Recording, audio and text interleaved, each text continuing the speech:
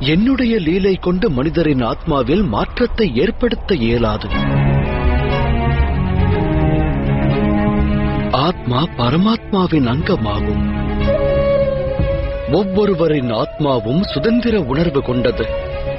தேர்ந்தெடுப்பது தர்மத்தின் வழியையா அதர்மத்தின் வழியையா என்பதை அந்த ஆத்மாவை தீர்மானிக்க வேண்டும்.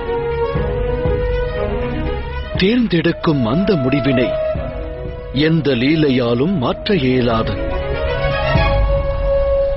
இதில் ஆச்சரியம் ஒன்றுண்டு சகி. மனிதன் சுதந்திரமானவன். ஆனால் அவன் தன் அறிவை கொண்டு சிந்திப்பதில்லை. அவன் தர்மத்தை பற்றியோ அதர்மத்தை பற்றியோ எண்ணுவதில்லை. அவன் செய்வதெல்லாம் ஒன்றே.